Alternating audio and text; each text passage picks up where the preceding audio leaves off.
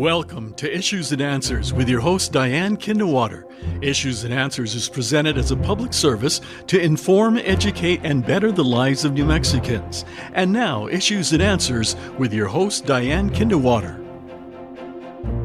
Welcome to the program. I'm Diane Kinderwater. I can still say Happy New Year to you and your family. Happy 2022. It just took a few hours. A major piece of legislation just took a few hours to debate. Some call it a shouting match, and to pass and to have the governor sign off on. But it's going to have a major impact on our lives over the next decade, or perhaps longer, perhaps a lifetime, perhaps forever. What am I talking about? I'm talking about the redistricting map, which was passed during the legislative session, the special session, last December. Now, this piece of legislation was debated, shouted about, and again passed, and it's going to affect us because it's going to take effect regarding elections from here on out, some people say, at least through the next decade, because the U.S. Census determines the voters, and again, the redistricting needs to kind of put different like-minded people together in districts. But some people say, regarding at least one congressional district, how like-minded are folks in the South Valley of Albuquerque who are now in the same congressional district of people in Hobbs, New Mexico? Well, we're going to discuss that with two legislators who were there at the redistricting special session, and we're also going to discuss millions and millions of federal dollars, your tax dollars, which were determined by your representative, not the governor, but your representative, and how that should be spent in our state. So we'll discuss those issues, the redistricting special session, when we come back right after this. Stay with us. Redistricting, what does it mean to you and your life? Well, a lot, because your vote matters. And will your vote count? Of course it's going to count, but are you with the like-minded people of your community? And that's what we're going to discuss in the program today. You've heard the term gerrymandering. Well, that's, people say like a salamander, all these different districts are spread all around the state in a zigzag and every which way. And that certainly is true of what was passed during the legislative session, the special session, regarding our new congressional districts. And of course, our Senate and House members have new districts as well. And we have two experts in the area to discuss that. Senator Bill O'Neill, thank you so much. You represent the area right where And happily, I still represent you after the redistricting, after we carved up District 13 and so forth and so on, but we can get into that. He's a Democrat from District 13. Yes. And again, we're so pleased to have you, Representative Bill Rehm, and you represent Albuquerque, and your district is 31. Correct. And that was carved up as well in this redistricting session, but you're maybe not as happy as well, I'm just pretending to be happy. Oh, because it's a new year. Why not be happy? Yeah, it's an adventure. No, it's okay. How significant, again, our House, our Senate, State House, State Senate, but the congressional districts were really kind of changed. How significant, and what does it mean to our lives, Representative Rehm, that this has happened? Well, the congressional map I have a real problem with. And the reason why I have a problem with it is there's three criteria that they're to look at, and that is to keep districts contiguous and compact. And then the most important thing is to keep communities of interest. So when like-minded interest. Right, like-minded. So when you look at that map, you go to Hobbs and you go to Roswell, and you take half of those cities and you put them in District 2, and then you take the other half of those cities and put them in District 3, the north, 2 being the south, and like District 2 comes over now and has the South Valley of Albuquerque and the west side of Albuquerque. So those folks in the South Valley of Albuquerque and the west side are now joined in the same district as folks in southeastern New Mexico. That's correct. And, And what's your problem with that? Yeah, and there's a couple problems that I have with it. One is you look at, as you move out of the southeast, then you come to people who want to end oil and gas, which is close to 50% of our budget. You mean, and the production of oil and gas in our state, right, which has funded our budget. Okay, you got folks where you're saying on the South Valley or that part of the new District 3? Two. Two. So that's two. They want to get rid of oil and gas, you're saying, and the folks, of course, in Hobbs, where they produce it, want to keep it. Yeah, they want to increase it. So, communities of interest, you don't see that. And this was not a map that was drawn or even presented to the redistricting committee. This just came out. Senator Bill O'Neill, you passed that. Well, first map? of all, Yes. I mean, I disagree with my dear friend. Okay, nobody wants to get rid of oil and gas. I mean, that's a pretty large generalization. But keep in mind, it's an imperfect process. What is New Mexico? It's a conglomeration of communities of interest, a bit of a mishmash, if you will. So any kind of map is going to have some disparities or eyebrow-raising things. I personally feel strongly that these maps, if you look at it from a purely political standpoint, I think what we've done on my side of the aisle, we've actually made two of those districts more competitive. There's actually a chance for more of a spirited, Republican versus Democrat race, even up north. And I think to me, that's a positive in the sense that I really believe that the middle is really has been neglected, and I think we are better served when we have a vigorous dialogue between a Republican and a Democrat, or even an independent candidate, where there's a chance of winning on either side, where it's not just overwhelmingly Republican or overwhelmingly Democrat. So what we've done in the South, okay, the narrative has been, oh, the South, District 2 is Republican. Here, you just have that. And then we'll take the North and Albuquerque. Well, what we've done. And Albuquerque is District 1. Right. And District 3 is basically northern New Mexico. And so I can't in the help past, yeah. it used to be 2 was Las Cruces, southern. Right. Hobbs, Roswell. 1 basically Albuquerque, congressional districts, and 3 was Santa Fe in the north. Right, and part of Rio from my point Grande. of view, I'm just looking at it from a political lens. I can't help it because I'm a politician. But I just really believe in competitive districts. So what we've done, to me, the strength of the maps that we came up with is we have 3 more competitive districts, and I think we, as a state, benefit from that. You're a member of the Democratic Party. Yes, I am. And you're the majority in the House, Senate, and the governorship is Democrat. So you rule the roost. So the maps that were passed by the majority. Right. By the Democratic Party. Yes, as in other states, we see how that works with red states and blue states and so forth. But I do feel strongly that we were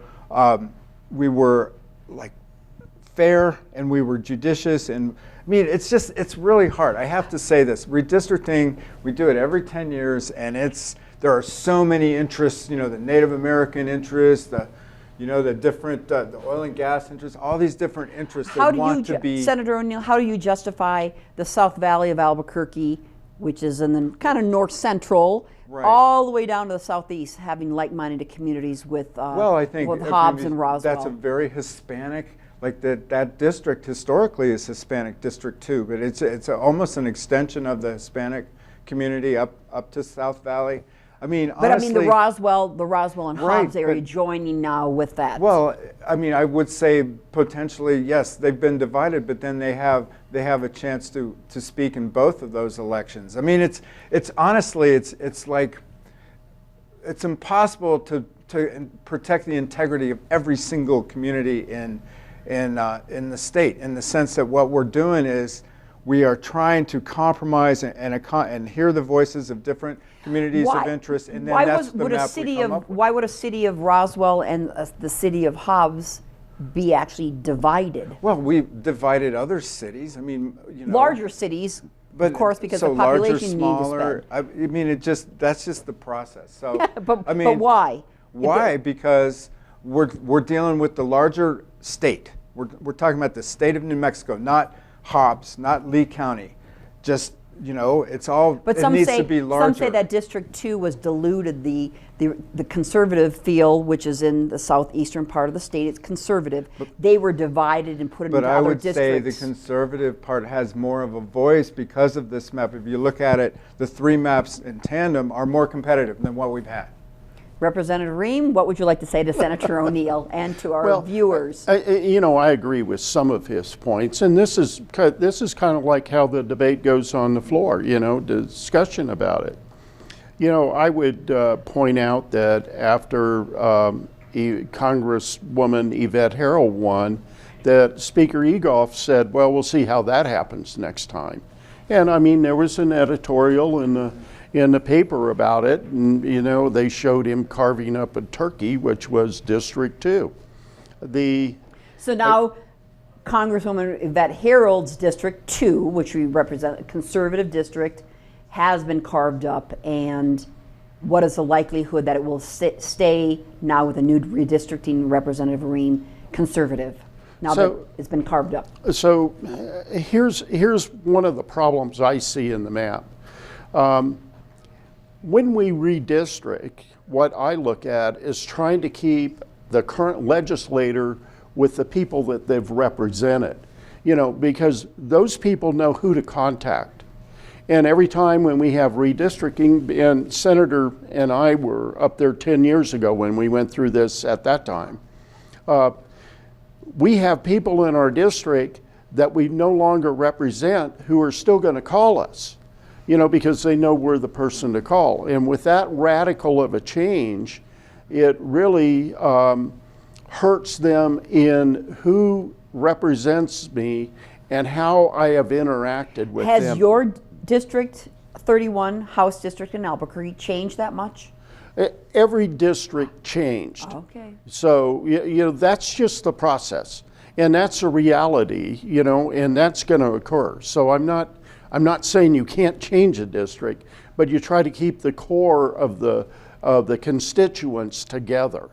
How about yours, Senator? Well, I would point out that it changes because the population changes in the state. So when areas of the state that lose population, that the redistricting maps follow the population growth and decreases, right? So that's why, for example, here in Albuquerque, the west side has seen so much growth. So we have to, acknowledge that and kind of move the lines accordingly. But I would point out that, to answer your question, yes, my district has changed it has been pretty dramatically, but I still have enough of continuity with my old district that I feel good about that. But again, Representative Rehm's point is dead on, because you establish a relationship with your constituents, and that's what the problem is with redistricting. Is what I'm feeling already is I'm looking at, wow, like 50% of my district is new, but not until 2024, which is kind of strange, whereas he goes right into his new district with new constituents and so forth. So just because your election is in 4 years, right, 2024 is, and yours is this year. Because right now, on the Senate side, I'm feeling that it's pretty strange, because last time I went through this was in the House, right, and it was more like immediate. So, but at least I have 3 years to kind of introduce myself to the newer parts of my district and reassure folks in my old district that I'm still your senator and you can still contact me. But his point is well taken. People contact you, they don't know where the lines are. They don't know, oh, you're no longer my senator, or you're no longer my representative. So I think it's really important to keep that continuity between constituents and policymakers. So. Representative Rehm? The other problem that I have with that congressional map is, in theory, you could have all three of those congressional people come from the Albuquerque area, one from Rio Rancho and two from Albuquerque. So if that occurs, I think that people in northern New Mexico are going to be upset, as well as people in southern New Mexico. Interesting. And I would say we carved up all three of those districts. I mean, you should, if you were in the rooms that I'm in, the now, north was not. What rooms are we speaking about? Because there's a lot in the media saying a lot of this was done behind closed doors. I mean, that's the nature of redistricting. On the other hand, we started off with this wonderful independent redistricting commission, which is pretty unprecedented, at least, most of the states that But they didn't follow the recommendations Yes, of this. well, we went with a hybrid model initially. It's the great beginning, and the notion, if you compare New Mexico to other states, I think we have a lot to be proud of in the sense that we still have a sense of decorum, bipartisanship. We operate out of respect versus some of these other states that I read about where it's just shameless. I think there's a district in Texas that's like a donut. From But what happened with the shouting match? Which during the shouting, debate? which shouting match? Which one? You mean at the end of on the Senate side? Yes, when it was voted very late or early hours in the morning, when they were saying the public wasn't even aware the vote was taking place. Are you talking about the redistricting? Well, I think there was, in the Senate, the flashpoint turned out to be the pairing of legislators, which gets back to what Representative Rehm's talking about. Like, people need to understand you create a relationship with your constituents. It's reciprocal.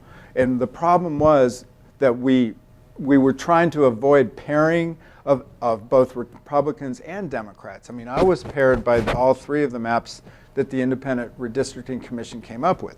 So, I mean, it was a priority for us on my side of the aisle to try to avoid pairing, and that's with your same party, right. A senator from your same district. The problem was that even though many of us, we really tried to not pair the two senators down there in Valencia County, it was just, there's so many interests in, like, you do your best, but the map that came up, we had to pair those two. And Senator You Baca, had to? well, that was the map that was the flashpoint. Senator Baca and Senator Sanchez, and they're Senator both. Baca's the Greg Baca, minority leader. right, and then actually now the minority leader of the minority. Right. Is paired with another fellow senator. And we were, to our credit, on my side of the aisle, we were really trying to work with them to try to come up with a map that But some did people not think it pair sounds that. like you targeted a minority We leader. did, honestly. Well, the independent, certain maps. I mean, if you want 'Cause to he's a say leader, target, yeah. The Independent Redistricting Commission targeted, air quotes, like a lot of folks, like this guy and me, right? Or like in all three of your maps, right? Right. So it wasn't so much targeting. What we were trying to do is actually save those two from having to run against each other. But the way it worked out, just we weren't able to do that, and so we did our best. And we've seen pairings happen. Remember 10 years ago? I think Senator Adair was. Yeah, Miguel. possibly. Remember Tomas was paired. But anyways, I'm just pointing out anyway, it's the leader of the minority party was paired. But in terms of there was a lot of anger, and I understand that. It's hard for me. I work well with both Senator Sanchez and Senator Baca. Those are Senate districts and the House districts, which affect your lives. Back to the congressional districts, Senator O'Neill, do you think there's going to be a challenge to any of the maps? Right. Or any of the think map? there usually is. Legal challenge. But I think this time around, because last time, I remember on the House side, the courts had to decide the ultimate map. So I think we were all very conscious of that. So we really tried to avoid potential lawsuits, and hopefully, hopefully the maps that we passed, as imperfect as they are, will remain in place, and it won't go to the court at great expense to the taxpayer. With all those legal fees. What's your feeling on that, Representative? I really think that if we begin with the congressional map, I think that one's going to be challenged. And while I don't have firsthand knowledge of a lawsuit, I think it will be challenged, and there'll be a lawsuit, and the court will decide that. It's interesting because 10 years ago, when we were both in the House together, and we went through redistricting, I went, boy, we've got to find a better way to do this. So I looked at states with independent commissions, and I looked at states like us at that time where we didn't have an independent commission, and all of them were involved in lawsuits. So when you look at an independent commission, we still may be, because that map was not selected, what the independent. commission I came mean, up with. on the Senate side, we took like 70% of the map. I mean, people need to understand it's like this compromise, constant compromise. What and so about the forth. point that Representative Rehm pointed out that we could have 3 congressional members who represent us in Washington, D.C., all from the Albuquerque metro area? Well, I think that's remote, honestly. I mean, the North is so much different than the urban Albuquerque, but anything's possible. But I don't think that, Okay. personally, I just don't see that happening. Before we move on to the federal spending. Oh, can't we any just other- keep talking about redistricting? What else would you like to share, Senator? No, I O'Neill? would just like to share that as one of the original sponsors of the Independent Redistricting Commission bill, okay, I applaud this direction. And again, I would say people need to understand we took those maps very seriously on the Senate side. It framed our whole process. We started with those maps. And so on contrary to other states where they still are doing backroom redistricting, no independent redistricting dynamic of any credibility, we as a legislature took the initiative to do this, right? Most states where this happens, where there's an independent redistricting commission, they're referendum states, California, Arizona, where the voters said, you need to do this. And in Arizona that was challenged, the legislature sued and went all the way to the Supreme Court to resist the independent redistricting commission. But we did this on our own. So I just feel. And you're a sponsor. Yeah. Well, I mean, the original, not the more recent one, but the original. I want to, this is a good direction. Representative Rehm, what's your final thoughts on the redistricting that took place? Basically, we kind of have a gentleman's agreement. What the Senate passes as their Senate district, we, the House, are not going to interfere in it. And likewise, the Senate's not going to interfere in the House district. But I want to talk to the House district for a moment. Our map was generated by the Native Americans. Native Americans, particularly in the Northwest, felt they were undercounted, and therefore you can go plus or minus 10% deviation off the target numbers. So in a House district, the target numbers are 30,250 residents, okay? In the Senate, it was 50,417. So they deviated the maps 9% in the favor, meaning they made those districts in the Native Americans 9%, up to 9% larger. Okay. I'm on the Voters and Elections Committee and the Judiciary Committee where we would see those maps and debate them before they came to the floor. When we went to Voters and Elections, which is the first committee that our map came to, there was a discussion that there were certain little tweaks that we needed to make. And one in particular. And we're running out, so can we get the I'll try to get it as fast as I can. The condensed version, please. So Representative Jane Padrell Colbert, the longest serving black lady in the House, represents District 44. They had now moved her to District 13. However, if we moved one precinct, her precinct, back into 44 and took one precinct out of 44 and moved it into 13, she would now be back with her constituents. And it appeared that we had reached an agreement, and if you go to the legislative website, in the archive files, you can see that discussion. So what finally happened? And they ended up no changes at all. They just passed it as it was. Which means? Which means she doesn't represent the core of people that she ever represented. And so I think that was a real injustice in our House. Thank you for pointing that out. Appreciate that. Just a couple minutes left. A lot of money was spent. Federal tax dollars, your tax dollars, my tax dollars, and the federal stimulus money. People say, yay, it was federal money, but I keep pointing out, it's our money. Just because it comes from the Fed, we still came out of our pocket to pay for all this. But the beauty of it was the legislators got to decide where this money would be invested in our state rather than the governor. That was the idea before. Right, and that was a huge Supreme Court case that the legislature won. That was a bipartisan challenge, and as it should be, we as a legislature we handle the purse strings, right? So right. you know, and a lot You of handle it on behalf of the people who vote for you. And then you know, we rely, at least in the Senate, I rely a lot on the wisdom of the Senate, the bipartisan Senate Finance Committee, and they make those decisions. You know, they do the detail and get into it, and so what ultimately comes out of that committee process is what we vote on the floor. So I'm and not a lot sure of it's going into infrastructure, Right, into infrastructure. roads. I think around over $140 million will be going into that infrastructure. Correct. And there is a timeline on it because it is federal money.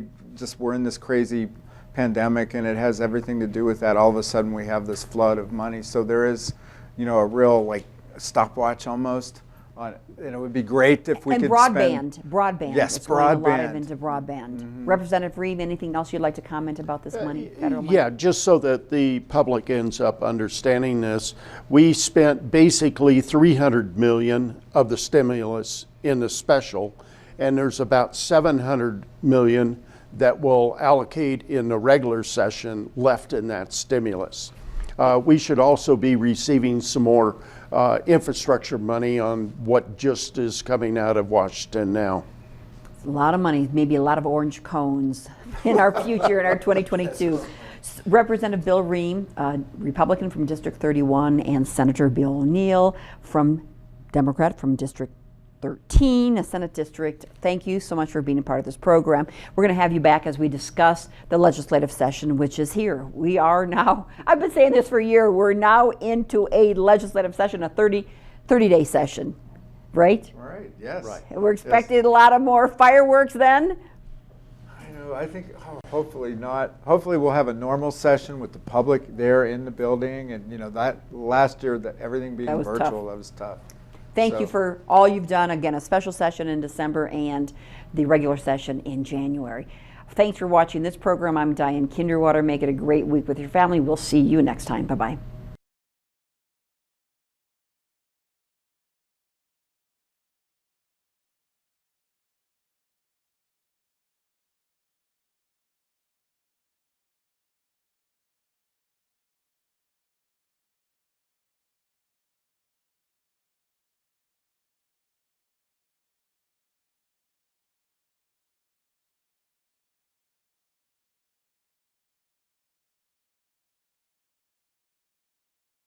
Issues and Answers with your host Diane Kinderwater is presented as a public service to inform, educate, and better the lives of New Mexicans. To comment on today's program or to purchase a copy of any Issues and Answers program, visit sunbroadcasting.org or call us at 505-345-1991.